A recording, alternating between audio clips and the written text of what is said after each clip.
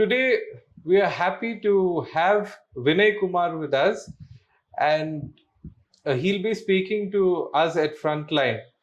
Vinay is an activist. Vinay is also an aerospace engineer, and he has a very interesting project called Reclaim Constitution, which he commenced on Republic Day last year with the intention to propagate the message and ideas of the Constitution, which he feels there is a certain ignorance about the Constitution, and he wants to correct this.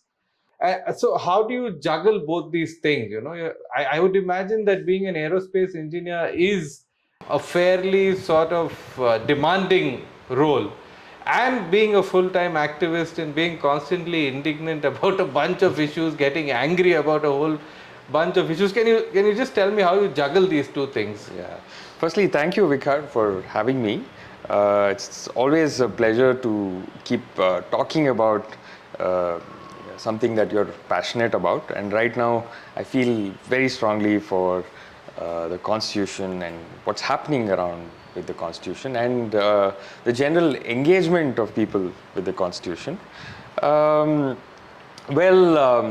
You called me an activist. I would, given the connotation that the word activist enjoys these days, I would rather say I'm more of an active citizen.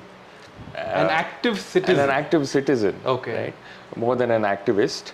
But yeah, that's just some label. But I see this as just an extension of my work. I don't see that my profession is something very different from just the other activities that I'm engaged in, and particularly with Constitution. Yes, coming to this project. Yes. Yeah. So I think Constitution is part of our existence on this land. Right? It is very much plays an important role in defining who we are as a people and how we live or how we aspire to live as a society. So Constitution is there in our lives every day, but it's so matter of fact that we've taken for granted, and today it's largely seen as something of a document that belongs to the lawyers, the judges, and the government and bureaucracy and those kind of people. But we need not go too deep into understanding the Constitution, that this notion is so false. That if you look at the very first three words of our Constitution, it says "We the people of India." Right? So the Constitution was made by we the people, and the preamble, which I regard, like most other scholars do, that is the soul of this Constitution. Of course. And it ends with the lines that we give to ourselves this Constitution. So nowhere in the preamble of the Constitution of India would you find the mention of a government or a political party. Of course. Or even the judiciary or any of those pillars of democracy, right? So it is a people's Constitution. It's a people's document. So that was made by people like you and me. If you look at the background of the people who made this Constitution, after an arduous freedom struggle that stretched over centuries, and generations of people sacrificed their lives for the people to be able to make this Constitution, and you realize that this is as close to each one of us. It's just people from various walks of life who came in to build this Constitution. It's interesting you mention how important this document is in our daily lives.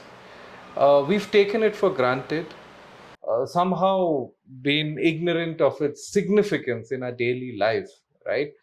So that's why the work that you're doing is commendable. You're trying to sort of take it to ordinary people, you know, people who wouldn't engage with the Constitution, with what the Constitution speaks, what the Constitution says, how crucial this document is, they wouldn't perhaps be aware of it. And you're doing this. So, as part of this, you conduct workshops, you conduct outreach programs with different segments of society. You've also come up with a very interesting set of postcards, two sets. So let's talk about the first one first, which was launched last year on Republic Day, if I'm That's not right. mistaken. Yes. So I was one of the first persons to buy those postcards, and what I loved about him is that is the original artwork from the Constitution. If you can talk about this first set of postcards and the significance of the artwork, because when we read the Constitution, or when we Google for a specific section of the Constitution, we just don't see the artwork. So if you can just discuss this little bit. Yeah, so this project is largely was largely triggered by my ignorance about uh, things around us, and I felt a sense of obligation towards the Constitution to communicate what it really means and what I've learned about it. And the trigger was sometime during 2019, when the protests against the Citizenship Amendment Act broke out across the country and across the world. We had students in universities talking about the Constitution of India, and with good reason, because the very idea of what it means to be an Indian citizen was being changed. And for the first time, I think, in a public conversation, you could see the preamble being part of news articles. Every other day, it's in the paper, people are talking about the preamble. And it got me curious as to why are people doing this? What is this document? Right? So I last read about it in any detail in school for civics classes. And post that, it is, like I mentioned, it's become so obvious that you would, and we've taken it for granted.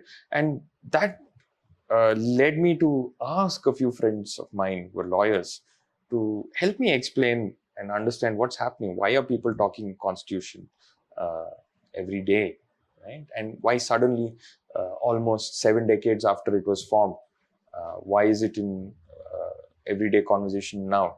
And that was when friends of mine from the Alternative Law Forum, Arvind Narayan and Purna, uh, suggested that why not we talk to people who are not lawyers and try and have conversations around the Constitution. And in one of those sessions is when I realized that it was largely for people who are non-lawyers, where lawyers are trying to explain the Constitution and its making. And I had this realization that the language that lawyers have been using is something that they are so comfortable with, and even for them, uh, it was a struggle to communicate that into a language that the masses would understand. And that's when we took upon ourselves, that group, a challenge to actually convert all the lessons and understanding into more easily consumable forms of information, like cartoons and memes and songs. And in one such exploration, I stumbled upon this beautiful artwork in our original copy of our Constitution. And when I started researching a little more into the history of that artwork, it was a treasure trove of documents that I stumbled upon. And I realized that, these artists who were commissioned to decorate our Constitution were also part of the freedom struggle in their own way. And here you are, if you try to put yourself in around 15th August 1947, right? You have a free country. and you're suddenly enjoying freedoms that you never enjoyed, or for most of your life thought you'd never have. Most freedom fighters never imagined that they'd live to see a free India, but yet they fought. And it's an expression of their freedom and joy is what I felt. And that's how I interpreted this artwork. And they have tried to capture 4,000 years of history of civilization on this land even before it was called India. And it has been, it's a very challenging task to cover the diverse history of our land. And I think they've done a great job of leaving us a sort of permanent uh, artifact there for us to understand the emotions of the freedom fighters and the freedom struggle, which all went into the constitution. The spirit of the freedom struggle is captured in the constitution, and I think it is the artwork that boldly showcases it.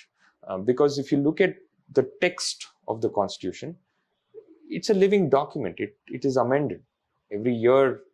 Every government can amend it, and like how the makers of this constitution had envisioned, that the future electorate will elect people who will make this constitution better.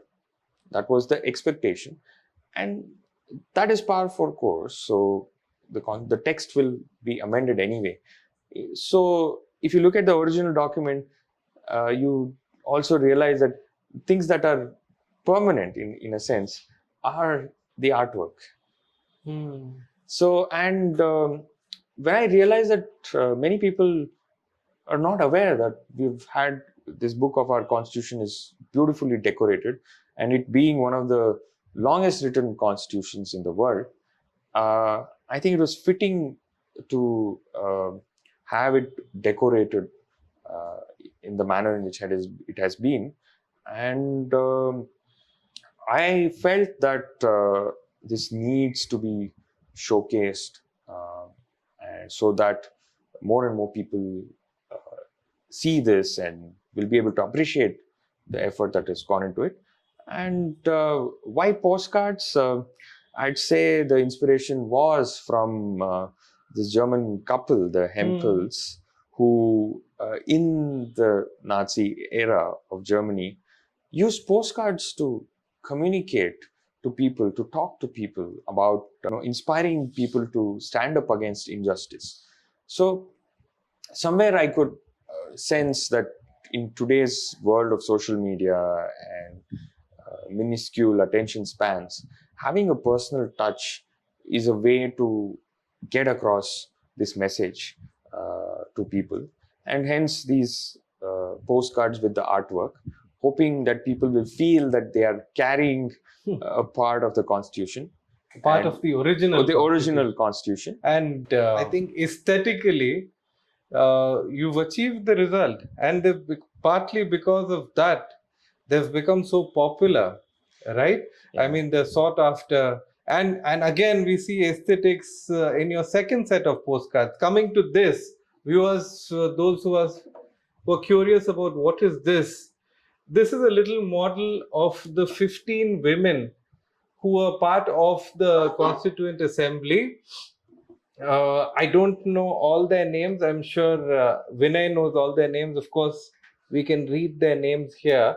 But the second set of postcards that Vinay has come up with are on the founding mothers of the, I mean, because they were part of the Constituent Assembly, it is perhaps appropriate that we call them the founding mothers. Can you talk a little bit about the second set of postcards? Yeah, so this is a recent production, largely inspired by a seminal book by Achyut Chetan called The Founding Mothers of the Indian Republic.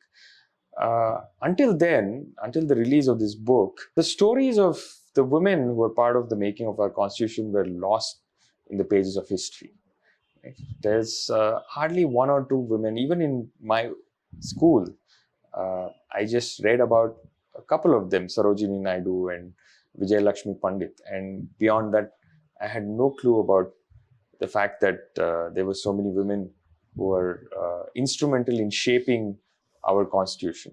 The rest of the artwork in the constitution, I think this is also a story that needed to be told. And most of the works, like academic works, which are very useful to bring out the facts, and the dissemination and um, uh, building of a culture around this is also equally important if we have to reach out to the masses. And I would say this is in line with the constitutional morality that Dr.BR Ambedkar spoke about in the Constitution, in the Constituent Assembly. That, he remarks that democracy is essentially a top dressing on a soil which is inherently undemocratic because of the kind of social divisions that we've had for thousands of years. So, and he says that it is essential for us to build a constitutional morality, which is not inherent in our culture. And the idea of building a constitutional culture stems from there. So, what is constitutional culture? It is not about understanding what is Article 15 or Article 21. That you could perhaps call constitutional literacy. But to build a constitutional culture means that you understand the spirit of the Constitution. What is the essence of this document, and how it interacts with us, and how it is important for us in our everyday lives is what can be called constitutional culture. And now building culture requires various attempts and various forms of communication. And one such attempt was to use these dolls and talk about the 15 women through dolls, and hopefully attract young students to understand their contribution to the making of this country. I in fact came to one of the exhibitions, right, where during Dasara you displayed these dolls as part of the Dasara dolls right. exhibition. So somehow you linked it to the culture, the local culture of Right. Karnataka. And I saw there was tremendous response, there was curiosity. So I think you should be happy and proud that the agenda that you set for yourself, you achieved it. Yeah, and actually, it is nothing unusual. It's just a revival of a culture that already existed, I feel. If you've seen Dasra dolls of our past, they would invariably be a set of freedom fighters. And of course, you would have the more popular figures there, but the women were missing. So, and that is when we thought as a team. So, Reclaim Constitution is no more one person. We are a team of doctors, scientists, and recently we've had one lawyer, and people from various walks of life are part of the team. It's a collective now, and we thought, why not celebrate the Constitution, which is in its 75th year now? There was the 75th year of our independence was celebrated with such fervor, and we found that the Constitution is lacking that kind of celebration. And why not use this chance to build a new culture, or revive a lost culture, I would say. A Dasra on the theme of our Constitution, and specifically highlighting the words in our preamble. We are democratic, we are secular, and we are trying to build a fraternity through these events. That's great, Vinay. But, the Constitution perhaps has not been accepted by everyone who lives in the country. It's a provocative statement, but why do I say this? Because 2 weeks ago, Anand Kumar Hegde, the Lok Sabha member, he is from the BJP, he's a Lok Sabha member, he represents Uttara Kannada, the border district of Karnataka.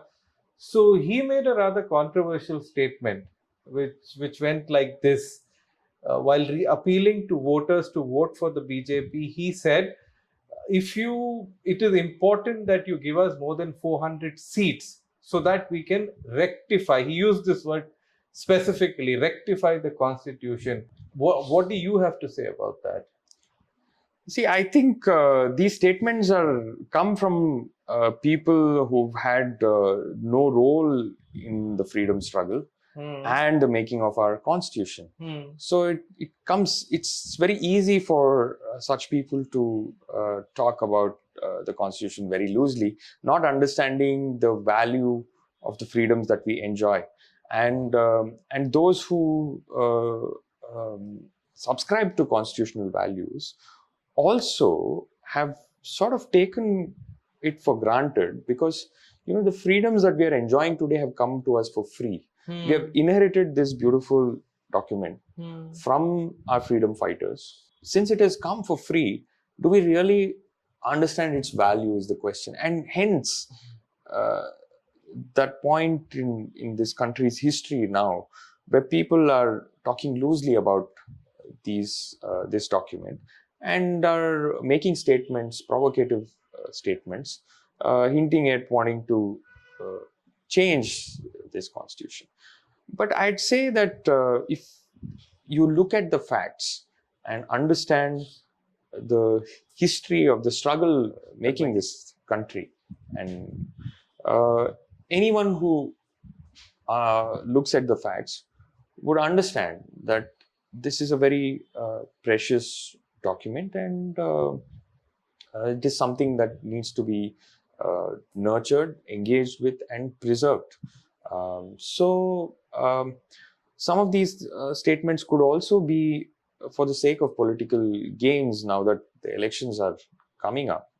So I would say it is even more. It gives even more reason for people to understand the constitution and what it means, and especially the history of the struggle that went into making this constitution. And I'm sure anybody who reads that would know what they have to do to preserve this constitution. And I'd like to go back to the words of the makers of this constitution. When they were asked whether this is a good constitution or a bad constitution in 1950 when the constitution was adopted. So I'll just use, I'll quote Hansa Mehta said this, that on the floor of this house and even outside, questions have been asked whether this constitution is good and how long it is going to last. So she says, it is very difficult to reply to this question. The goodness or badness of a constitution depends on how it's going to work. If it works in the interest of the people, it will be a good constitution. If it works otherwise, it will be a bad constitution. So it is for the future electorate to elect the right kind of people who will work the constitution in the best interest of the people. And therefore, the responsibility lies with the people. Right? And I'd like to add here that the people who made this constitution did not make it just for themselves. They thought about us. They're speaking to us through this document. And it's like an umbilical cord to our freedom struggle. Right? That's the only connection we have right now. When most of our freedom fighters are gone, they're not around, how else would the future generation understand what it meant to build this country? I think it is the constitution which is carrying the spirit of the freedom struggle that conveys those ideas and should inspire this generation and the future generations to preserve the constitution. That's very well put, Vinay. An umbilical cord to the freedom struggle in an era when we seem to be forgetting why we fought for freedom. Thank you, Vinay. It was great chatting with you. On behalf of Frontline and our viewers, I'd like to thank you. I look forward to seeing you again here. Yeah, thank you.